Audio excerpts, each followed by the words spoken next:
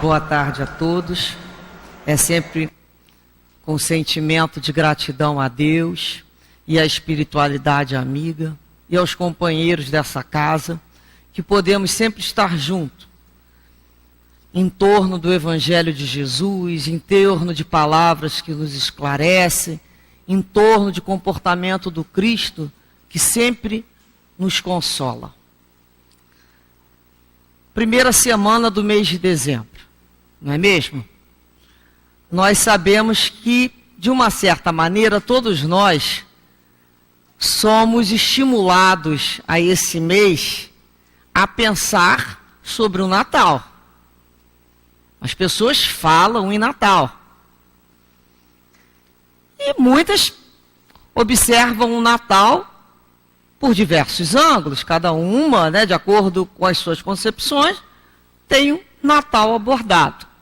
Muitos, sim, observam o Natal pelo ângulo comercial, que é aquele momento que vai lembrar de Papai Noel, troca de presente, comida, bebida, gastos, filas intermináveis, enfim, aflições, sofrimentos voluntários.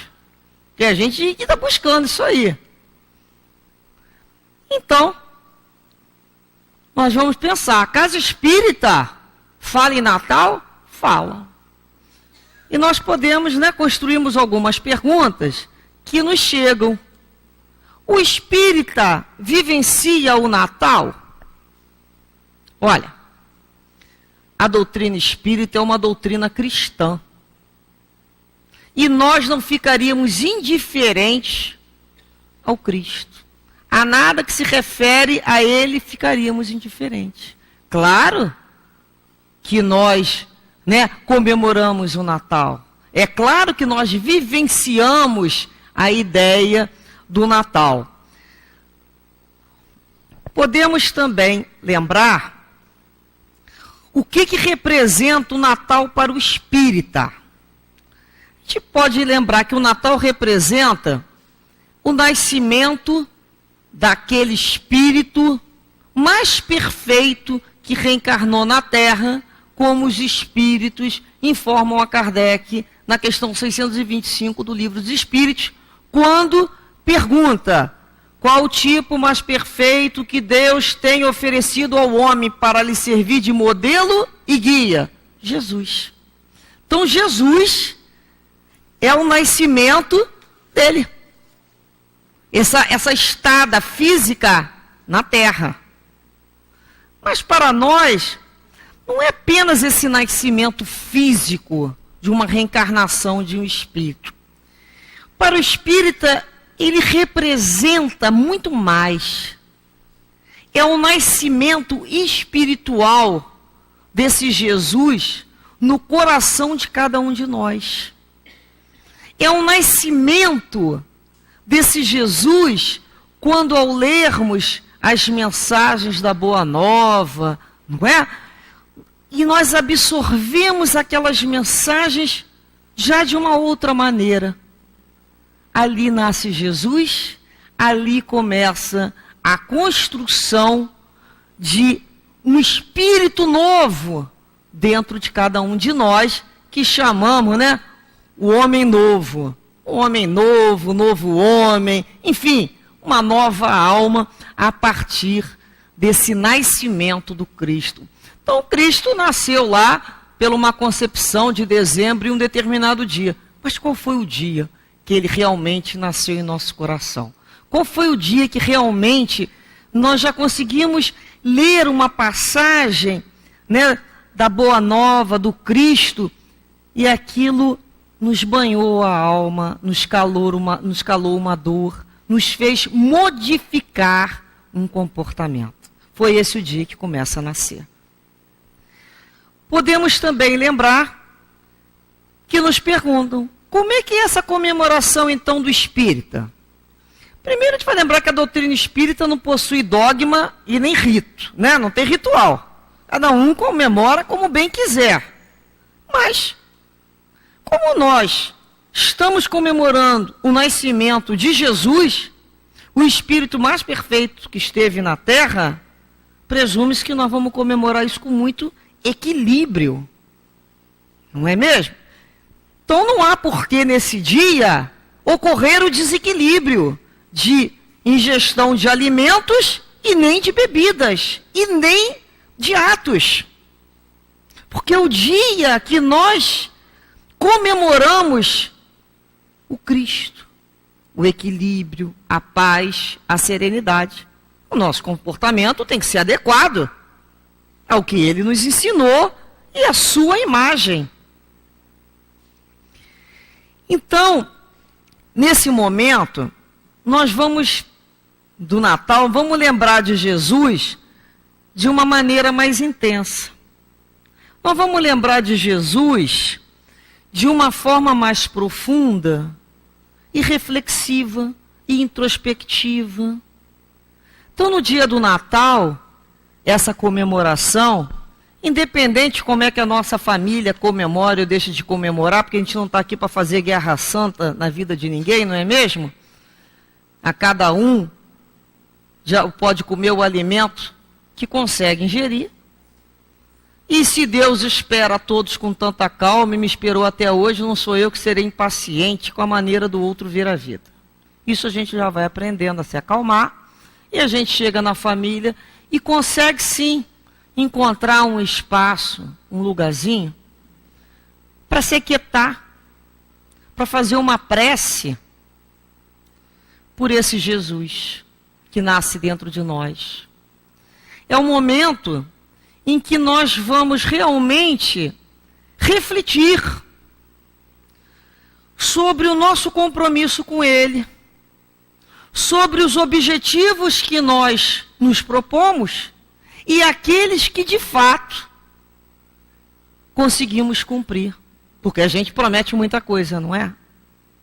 Então, o final do ano é aquele momento que a gente passa em revista os objetivos que aspiramos, desejos, propostas elevadas e aquilo que realmente já colocamos na prática. Então esse é esse momento. A gente passa isso em revista. Com que objetivo? De sofrer? Não. De maneira nenhuma. De se atualizar, de perder a ilusão, de aprender a se olhar, de aprender a crescer com o Cristo em todos os momentos. Então é aquele momento que a gente vai fazer uma autoavaliação de tudo isso que Jesus nos ensina, que é a lei de Deus, e as nossas atitudes.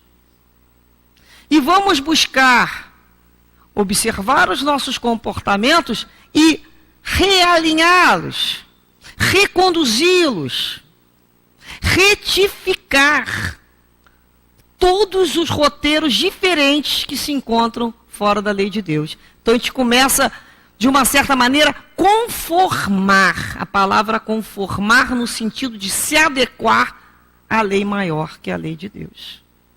Por quê? Por que a gente utiliza os que Jesus ensinou? Porque Ele é o guia.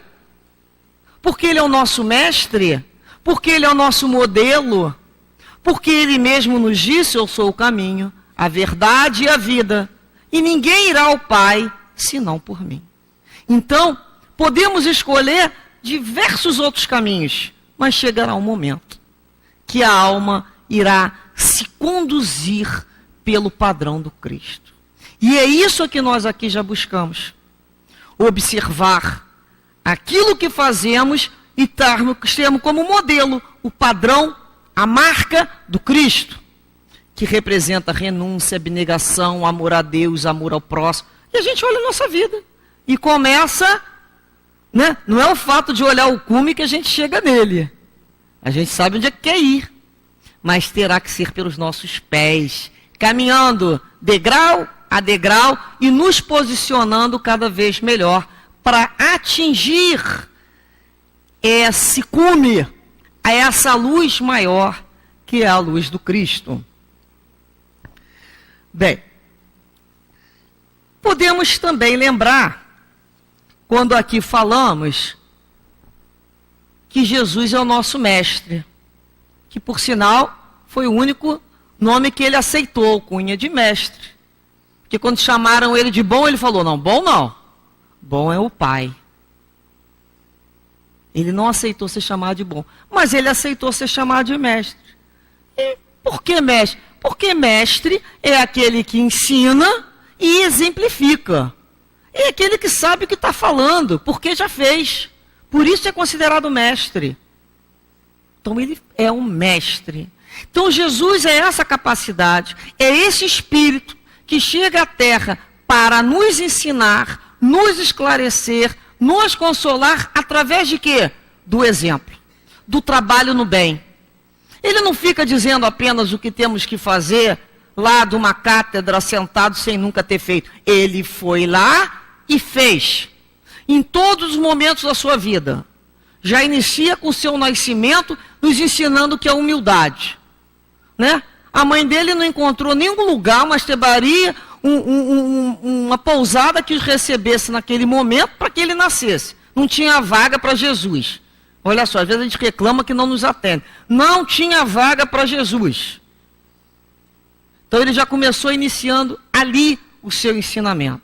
Vai nos falar sobre inúmeras propostas. Como é que ele lidou com o pecado, com a pobreza, com o adultério, com a dor, com a alegria.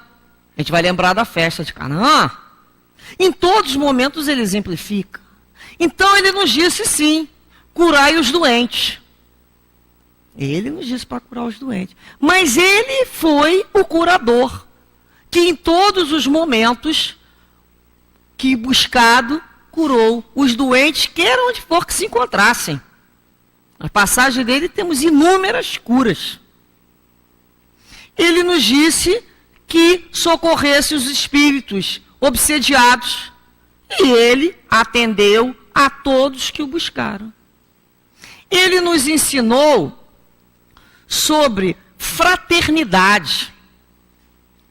E o que ele fez? Conviveu com os seus discípulos amorosamente. E disse, vocês serão conhecidos por muitos se amarem. Ensinou a fraternidade. Ensinou, através das suas do seu amor para com os discípulos, que nós também aprendêssemos a nos amar, a nos respeitar. Ele demonstra, mesmo traído, mesmo sendo negado, ele demonstra o amor. Em todo o tempo. Ele nos ensinou sobre fraternidade, quando nos explica os mandamentos. Primeiro, amar a Deus sobre todas as coisas e ao próximo como a si mesmo. E como ele exemplificou isso? Atendendo a todos os aflitos que o buscavam.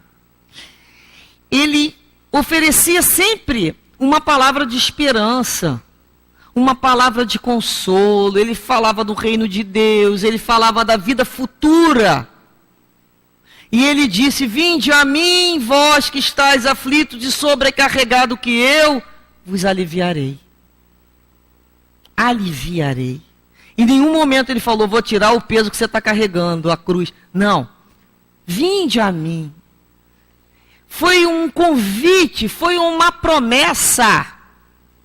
E por que às vezes a gente está com tanta aflição, com tanta dor, e busca tantas coisas em tantos lugares exteriores, e esquece dessa promessa de sentar num lugar e conversar com Jesus, numa prece, falar assim, mestre, eu estou muito aflito, estou cansada, não sei mais como levantar. E tu disseste para ir até ti, e eu estou indo. E imaginarmos esse Cristo de braços abertos, nos segurando, nos aliviando, nos consolando, para sairmos daquela situação melhor inspirados, com mais resistência, com mais coragem. Como aquele aluno que busca junto ao professor explicação sobre a matéria que ele não conhece. Mas o professor não vai fazer a prova para ele, de maneira nenhuma, seria subestimar a inteligência e a possibilidade daquele aluno. Mas o professor vai explicar, vamos sentar aqui, meu filho, vamos estudar isso aqui de novo. Eu vou te explicar mais um pouco. Não desiste dessa prova, não entregue ela em branco. Você vai ter o tempo que você precisar para resolver essas questões. Tenta lembrar o que nós estudamos. E está lá no Evangelho tudo aquilo que nós estudamos. Então, todos os comportamentos que Jesus nos deixou foram pautados em quê? Amor e caridade. Amor e caridade com o quê? Com o trabalho e o trabalho no bem. Então ele não simplesmente falou de amor, simplesmente falou em caridade, não. Ele aplicou esse conhecimento. Por isso Jesus valorizava tanto o trabalho. Por isso que nessa página de hoje, o Espírita Nicolau fala uma coisa muito importante. Jesus é um trabalhador incansável. Todas as atitudes dele são trabalho. Não aquele trabalho que a gente imagina carregando pedra, não é mesmo? Suando o dia inteiro. Trabalha toda atividade útil no bem, seja intelectual, seja física, seja mental, o que for. É um trabalho, é o que for útil. Então Jesus é esse trabalhador incansável que nos deixa esse legado do amor ao trabalho. E às vezes a gente pergunta, quando é que o trabalho vai aparecer para a gente? Não é mesmo? Às vezes a gente fala isso aqui na casa. Quando é que o trabalho vai aparecer? Bem, o trabalho aparece na medida que o trabalhador se habilita. É necessário que o trabalhador se habilite para que o trabalho apareça adequado. Enquanto isso, é o que ele pode fazer, é o trabalho que ele vai ter.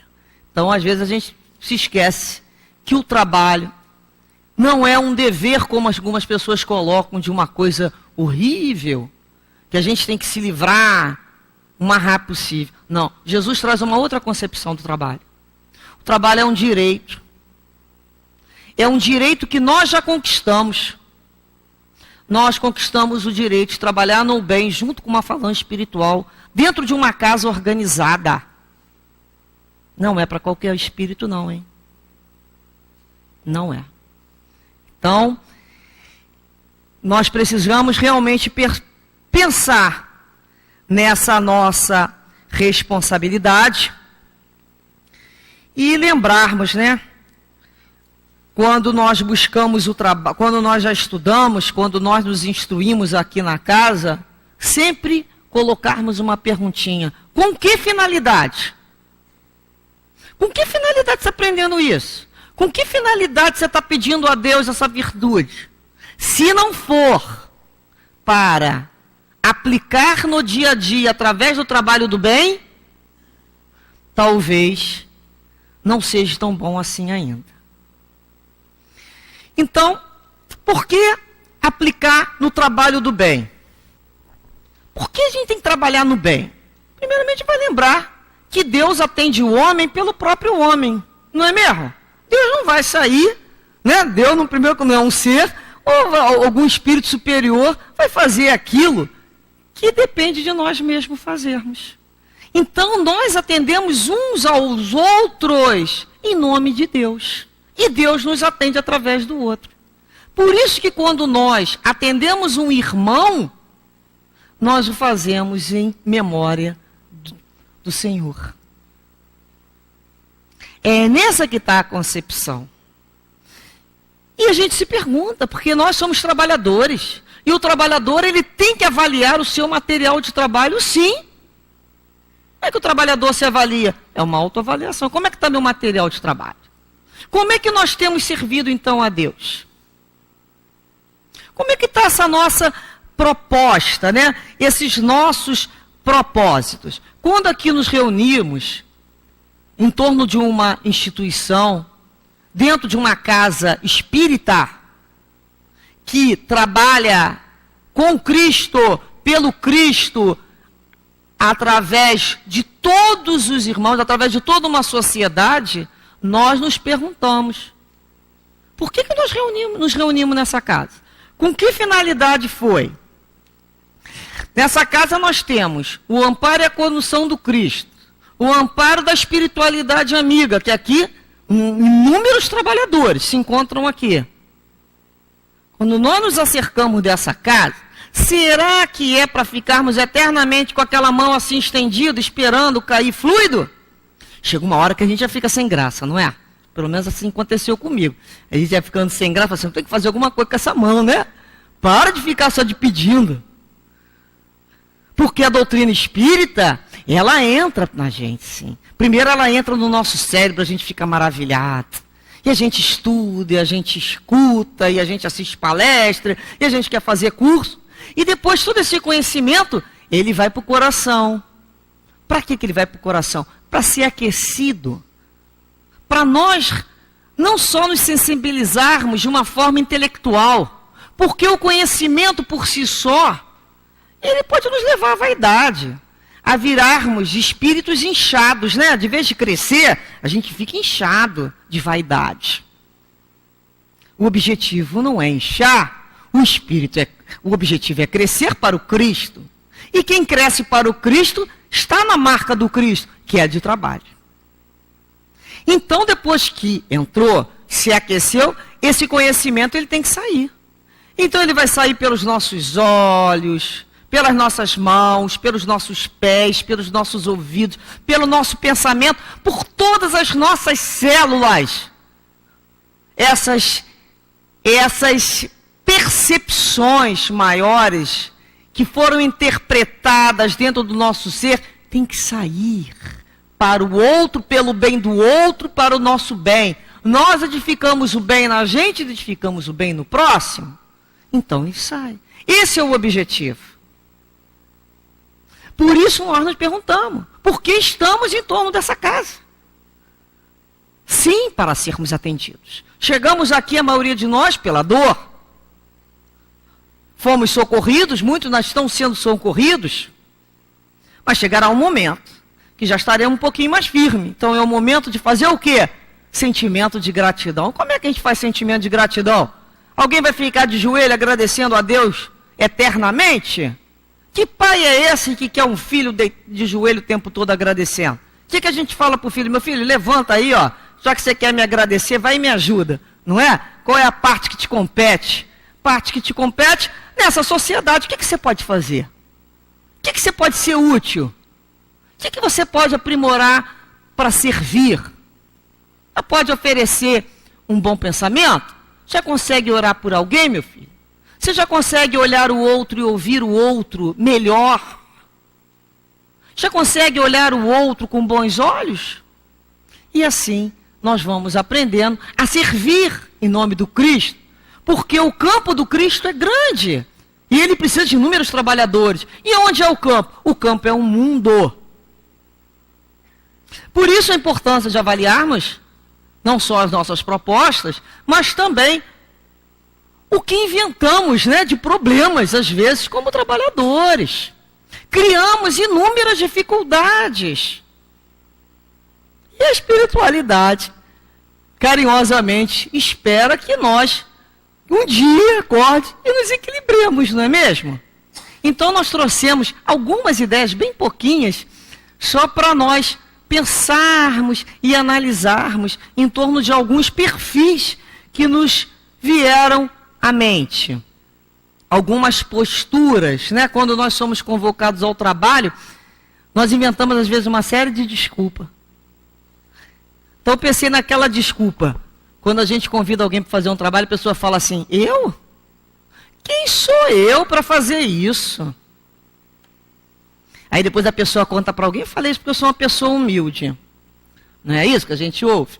Depois, com o tempo, a gente vai entendendo que não saber é natural. Agora, não fazer nada para aprender não é natural. Ninguém se mantém na ignorância por conta própria. Se há uma possibilidade de você aprender.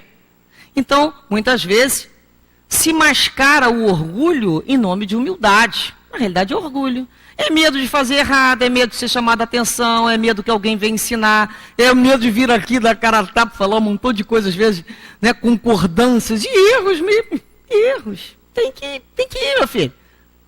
Falta de outro, vai eu mesmo. Ó, eu não sei não, mas quero aprender, você me ensina? Ó, eu sei fazer isso aqui. Eu sei fazer assim. Com o tempo você vai me ensinando melhor. É a boa vontade. Também vamos encontrar aquela postura completamente contrária, que é o bom. Né? É bom demais para qualquer atividade. Então você convida o camarada para um trabalho, ele não vai. Por quê? Porque ele é bom demais para fazer aquela tarefa. ele está esperando vir. A missão dele é uma missão muito grande. Né? Então a gente fica olhando para aquelas pessoas e fica entristecido. Porque apenas aqueles que têm a humildade de fazer o que é simples, aprendem a fazer o que é simples, é que irão vir tarefas mais complexas. Nós vamos subir, né? É degrau a degrau uma escada. Ninguém dá salto mortal. Então a gente está pedindo, e o carinho, a boa vontade naquele momento, ninguém aqui é especialista de nada. Olha só, você pode me ajudar? O bom trabalhador fala o quê? Onde é que está precisando de mim? Ele escolhe serviço não. É lavar uma louça, é limpar um banheiro, um vaso sanitário, é vir ver livro. Ele está pronto. Ele está com boa vontade para aprender. Ele não escolhe tarefa. A gente vai lembrar, né, carinhosamente, muito da Cidinha. Foi a vice-presidente aqui da nossa casa, né? Já desencarnado, seu marido Argeu. Almas simples e com uma grande condição. E víamos a Cidinha dando passe lá, arrumando a água. Qualquer atividade, ela estava presente. Uma simplicidade, o Argeu lá com tijolo, com a Kombi, com aquelas compras, né, edificando a casa. Foi ele que veio com seus primeiros tijolos, com terreno. E você olha e fala assim, não escolheram tarefas. Será que isso já não é um exemplo? É um belo exemplo que nós temos nessa casa, da sua estrutura. Nós lembramos também daqueles, os incontáveis. Sabe quem é o incontável? Aquele que nunca tem tempo. Nunca tem tempo. E a gente começa a reparar, quando a gente precisa de um favor, a gente pede para quem? Para os que estão desocupados ou para os muito ocupados? Eu peço para os muito ocupados. Porque se o camarada está desocupado, não é à toa. É porque ele vai dizer não. Ele está sempre desocupado. Ele vai dizer que é ocupado. Já reparei isso. Os muito ocupados, eles conseguem um tempinho ali e te ajudam. Pode não ser na hora, mas você vai ver a boa vontade. E não tem também como a gente deixar de passar a nossa memória, né? A lembrança de tia Neuza, carinhosamente chamada de tia Neuza, que era uma mulher com inúmeras atribuições, não só aqui na casa espírita, mas na vida dela particular. E sempre tinha um espaço para conversar com a gente, esclarecer, e para acolher na casa dela, para ir fazer visita. Eu me lembro que eu recebi dela algumas visitas, e fui com ela em algumas visitas aprender a visitar. Então, e quando eu olhava o que ela tinha que fazer, sem as facilidades que eu possuo, e ela conseguia, ia fazer palestra não sei aonde, pegava não sei aonde, era o Oswaldino, e a gente olhava para aqueles espíritos com uma disposição, com o tempo, porque o tempo a gente encontra ou por necessidade ou por boa vontade. Ele sempre vai aparecer numa dessas duas situações. Então, muitas vezes nós criamos dificuldades nos tornando os incontáveis. Temos também aquele, dentro da casa espírita, aquele trabalhador que a gente pode falar que é o profeta. O profeta é aquele espírita que já chega tendo visão, né? Tudo ele já foi inspirado, está tudo errado, ele quer mudar tudo, porque o meu guia disse não sei o quê, meu guia disse não sei. Geralmente eles vão montar o seu próprio centro espírita, né? Vão te falar, meu filho, vai você e seu guia montar o seu próprio centro espírita, porque senta aí e estuda. Muitos desses trabalhadores dão carteirada espiritual. Eu já vi. Então, quando eles perguntam, mas de onde é que você tirou essa cabeça? Foi o espírito tal que me falou, aí não tem como discutir, né? O espírito tal falou, então são esses espíritos que dão carteirada mesmo. Eles estão sempre inspirados, o guia deles é sempre melhor. E o que eles vão trazendo para o grupo? Vão trazendo sentimento de desconfiança, de dúvida. Eles vão trazendo com esse magnetismo a intranquilidade. Por isso que uma casa, ela precisa ser muito bem estruturada, né, em suas bases, com o seu estudo, para que essas criaturas não venham a contaminar o grupo. Porque uma criatura que não estuda, como é que ela organiza o pensamento dela? É o estudo que nos faz manter um pensamento alinhado. Alinhado com a casa, alinhado com a vibração da casa, com o trabalho da casa, com a doutrina espírita, com Kardec, com o Cristo. É o estudo. A pessoa que não estuda, de onde é que ela tira aquilo? Dela mesma. Pensamento desencontrado. Ela vai encontrar o que dentro da mente dela? Desequilíbrio. É o puro desequilíbrio. E vai, de uma certa maneira, né, ofertar o desequilíbrio naquele grupo. E o grupo, como é mais forte e mais valoroso, acaba suplantando aquela criatura, lógico. Nós vamos lembrar também daqueles que buscam o repouso do guerreiro, né? É aquele que fala assim, eu agora quero paz. Eu agora quero descansar. Já trabalhei muito. Já trabalhei, já criei filho, já me aposentei, eu já fiz não sei o quê, já dei 1000 passos, já dei... Ele vai contando. Agora eu quero um lugar de paz. Um lugar de paz, geralmente na cabeça, né, da gente, é o quê? É aquele sítio escrito, repouso do guerreiro.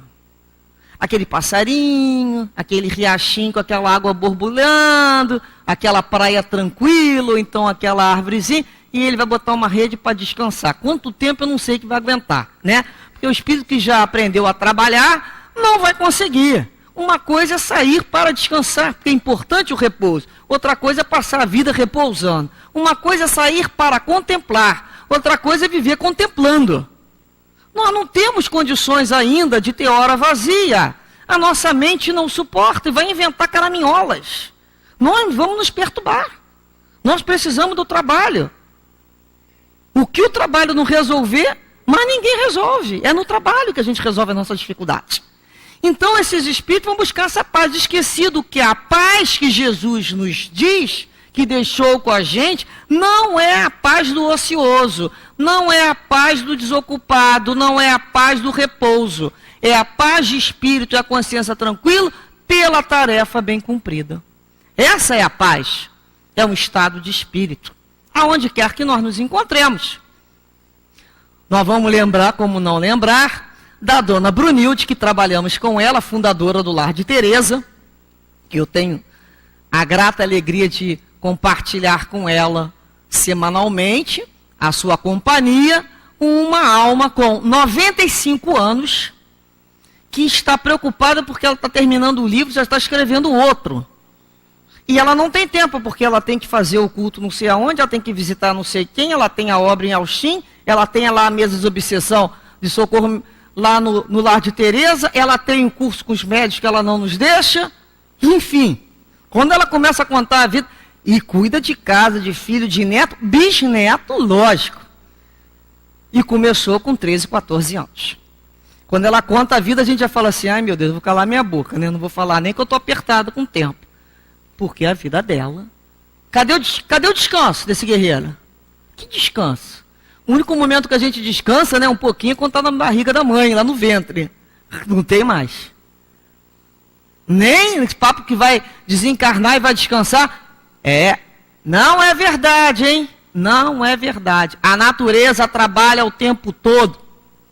Jesus falou, meu pai trabalha até hoje e eu trabalho também. Então, o maior e mais antigo trabalhador do universo continua trabalhando, não é mesmo? Se ele, que é o mais antigo, e o maior trabalhador está trabalhando, como é que eu vou deixar de trabalhar? Então, é a convocação para o trabalho.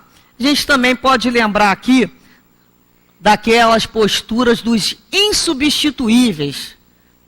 Substituível é o dono do trabalho, aquele que pega o trabalho, segura o trabalho, ele é o dono do trabalho. Ninguém sabe fazer melhor do que ele e ele também não vai ensinar, né? Ele centraliza ali e não larga o negócio. A gente aprende, sim, que nós precisamos conquistar o trabalho. Isso é muito importante. Depois que a gente conquista o trabalho, a gente precisa, sim, perseverar no trabalho, conservar o trabalho, valorizar o trabalho, a tarefa que nós temos na casa. Mas vai chegar uma hora que nós vamos precisar renunciar para outros. Me lembro muito de Paulo Cordeiro, nos falando uma vez, as pessoas que falavam, o meu centro, ele falava, o meu centro é meu umbigo. É verdade, não é mesmo? O meu centro é meu umbigo. O centro é de Jesus, o trabalho é do Cristo. Ninguém pode se colocar dono de trabalho. Pelo contrário, nós temos é que ser degraus para que o outro suba e não pedra de tropeço para que ele caia. Portanto, os trabalhadores que se conscientizaram das suas atividades são aqueles que auxiliam e ajudam todos aqueles que estão iniciando, oferecendo oportunidade. São almas agregadoras, são almas seguras que não têm medo de perder. Perder o quê? Perder o quê? Perder uma cadeira, perder ninguém é dono de nada. Portanto, a gente começa a observar que essas almas generosas, elas agregam, elas ajudam, elas ensinam, porque outros vão vir e precisam trabalhar para que a obra continue. Não termina na gente. E hoje estou com uma memória excelente, não posso deixar de esquecer, né? Quando a gente iniciou o trabalho da divulgação doutrinária, nós tínhamos assim, logo tomando conta da gente, a tia Lurdinha e o professor José Jorge olhando assim, né? Que eram trabalhadores antigos da casa que nos davam pânico às vezes. Mas o carinho com que muitas vezes chegaram até nós, para quê? Para passar as suas experiências, para nos explicar. Então eles ficavam, sempre que vinha um novo trabalhador da divulgação doutrinária, era por hábito da casa, ter sempre um ou outro, ou os dois, observando se ia falar alguma impropriedade, como é que o divulgador estava usando. Então ele sentava com a gente, olha, dessa maneira, ó, tenta não entrar nesse assunto, e mostrava e aquilo. Perdemos o medo e encontramos neles excelentes amigos e exemplos, porque víamos nele o desejo de transmitir aquilo que eles possuíam. O professor José Jorge, né? A tribuna era ali. Lembro que a primeira vez que eu vim a essa casa, eu fui brindada pela presença dele. A gente, quando vem a primeira vez à casa espírita, a gente não sabe bem o que vai acontecer, né? A gente fica assim, preocupado, ansioso. Nunca vi numa palestra espírita, não tinha a menor ideia do que era. E daqui a pouco eu vejo lá aquele senhor, né? Estatura baixa, meio franzinozinho. Eu falei, não, mas é ele que vai falar mesmo? Não vai nem ter voz, né? Eu era jovem, impetuoso, não deve ter nem voz. Daqui a pouco ele levanta para assumir a tribuna. Aquele homem, franzino e baixinho, na hora que começava a falar, eu parei e falei, que alma gigante é essa? Nossa! Quando ele começava a falar, aquela alma crescia de uma tal maneira que não comportava aquele corpo. Eu olhava, eles não se combinavam. Aqueles olhos azuis, doces e ao mesmo tempo firmes, que não negociavam quando se tratava de princípio de doutrina espírita. Nunca negociaram. Ele estava ali, dando exemplo de que é um trabalhador, do que é um trabalhador da doutrina espírita, viajando, inúmeras palestras, conferências. Que alma generosa. Então, esse é o exemplo que nós possuímos daqueles que ajudaram outros que estavam iniciando. Vamos lembrar também dos desanimados, né?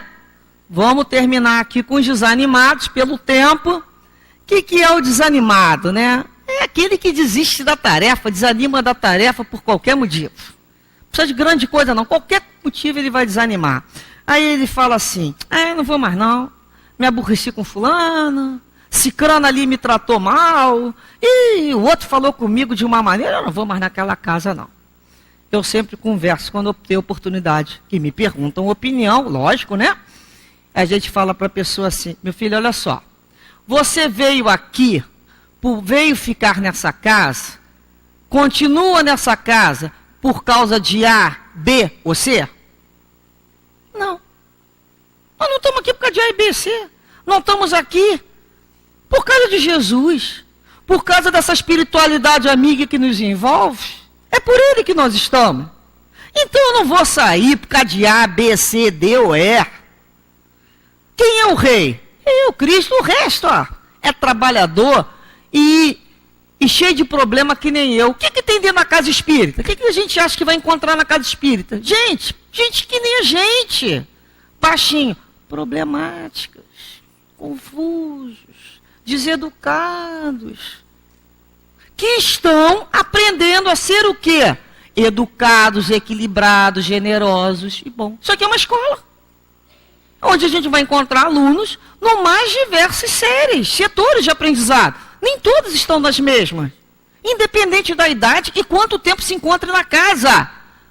Porque tempo de casa também não significa que o camarada aprendeu.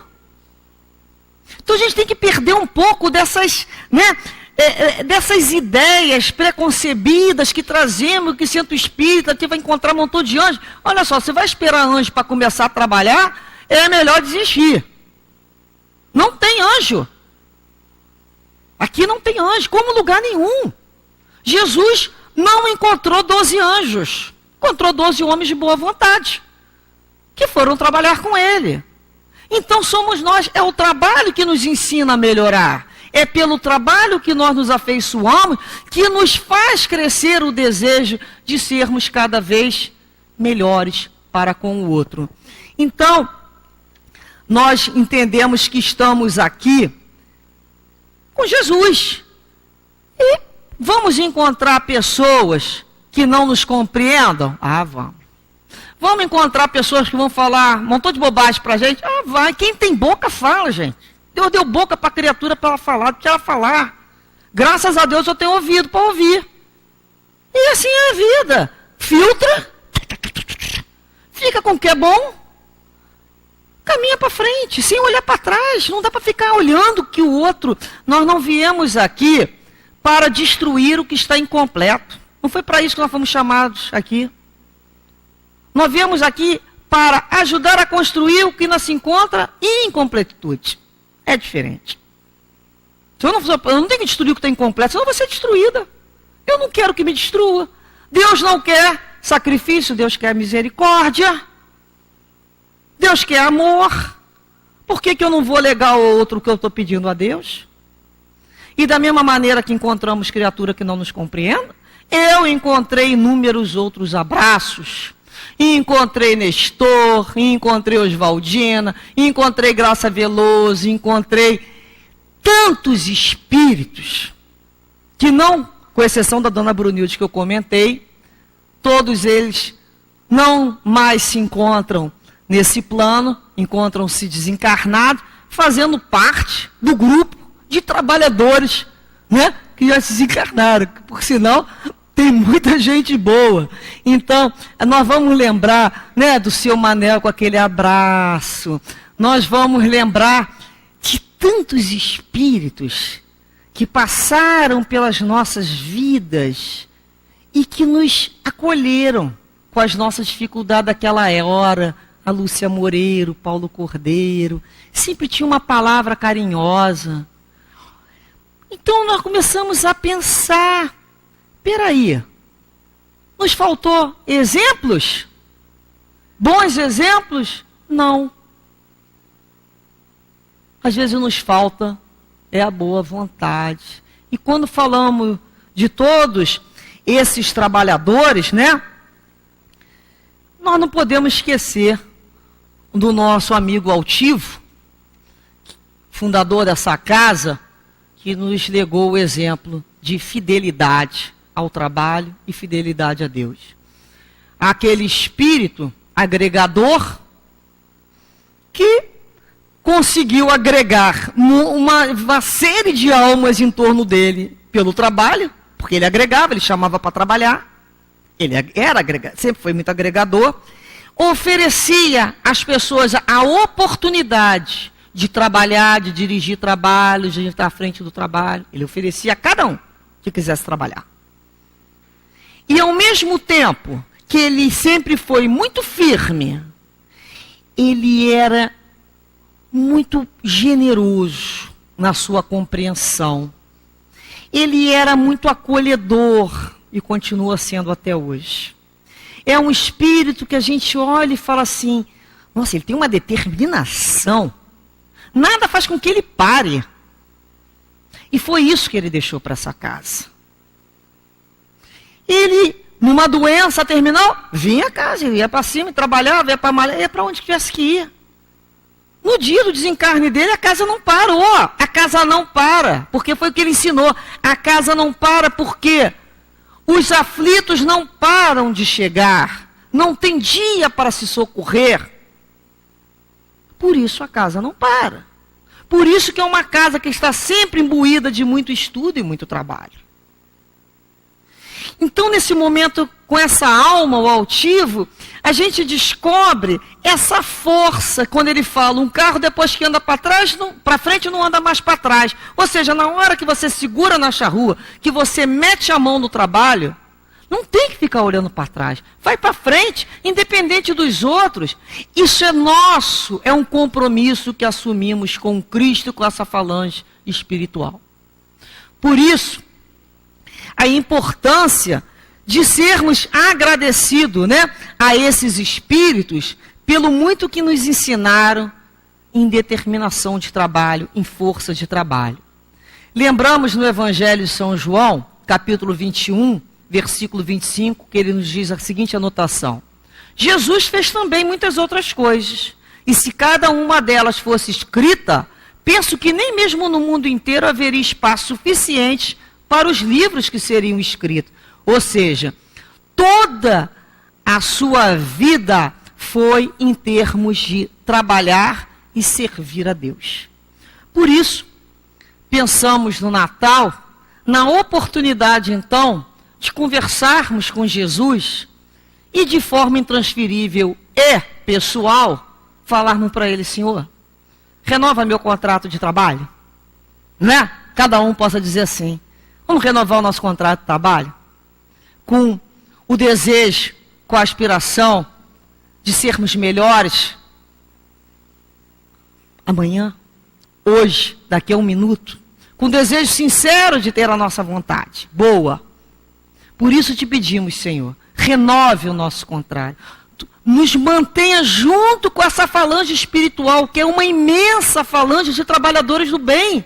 Estarmos junto a esses espíritos é um direito conquistado, que não queremos abrir mais mão. Por isso, Senhor, perdoa-nos, Senhor, as falhas, as faltas, as dificuldades. E desde já agradecemos todos os trabalhadores que falamos, porque graças a eles recebemos uma casa, recebemos uma obra espírita, graças à boa vontade de cada um deles, a vencerem suas próprias dificuldades, para que hoje pudéssemos estar aqui. Acabou nosso tempo? E com esse pensamento, né, de determinação e de renovação desse mandato com Jesus, nós pensamos na oração dos trabalhadores do bem. Existe uma oração que alguns conhecem com o nome de oração da paz, mas é a oração dos trabalhadores do bem. Vejam só. Senhor, fazei de mim um instrumento da vossa paz. Onde houver ódio, que eu leve o amor. Onde houver ofensa, que eu leve o perdão. Onde houver discórdia, que eu leve a união. Onde houver dúvidas, que eu leve a fé. E onde houver o erro, que eu leve a verdade. Onde houver desespero, que eu leve a esperança. Onde houver tristeza, que eu leve a alegria. Onde houver trevas, que eu leve a luz. Ó Mestre, fazei com que eu procure mais consolar que ser consolado, compreender que ser compreendido, amar que ser amado, pois é dando que se recebe, e é perdoando que se é perdoado, e é morrendo que se vive para a vida eterna. chamamos também a oração de São Francisco de Assis, não é mesmo? É a oração dos trabalhadores do bem, que pedem a Jesus para ser um instrumento da paz. E assim nós pedimos a Jesus para que nos fortaleça a determinação do trabalho dentro de nós, para que o bem possa realmente ser edificado dentro e fora de nós. Possamos lembrar de Jesus dizendo: o Filho do Homem veio para servir e não para ser servido. Todas as vezes que nos cansarmos, lembremos de Jesus falando. E o que ele falou e fez? Ele se cingiu com uma toalha, à maneira dos escravos, ajoelhou-se e foi lavar os pés dos seus discípulos. Porque o Filho do Homem veio para servir e não para ser servido. E nós viemos aqui para quê? É o que nós deixamos nas nossas indagações para pensarmos no Natal. Para que nós viemos aqui? Para servir em nome do Cristo ou para sermos servidos? Será que nós já não somos servidos o tempo todo enquanto estamos servindo? Claro que sim, né? Um bom mestre não nos deixaria faltar absolutamente nada ao seu trabalhador. E que possamos dizer então: glória a Deus nas alturas, paz na terra, boa vontade para com os homens. Sempre que a boa vontade seja para com todas as criaturas, é o nosso compromisso com Cristo. Boa vontade. Que a boa vontade seja o melhor recurso de cada hora que nós formos convocados pelo Cristo a qualquer tarefa. Nós possamos dizer: aqui, Senhor, tem a minha boa vontade, o resto eu sei que o Senhor me ajudará. Portanto, desejamos a todos um feliz Natal.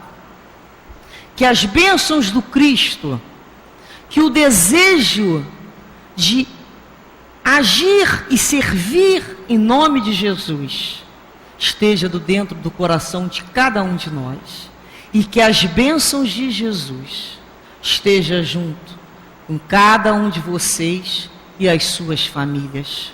Que o Natal seja um Natal diferente, singular.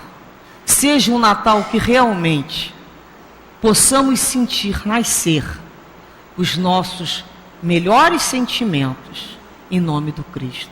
Feliz Natal para todos. Graças a Deus.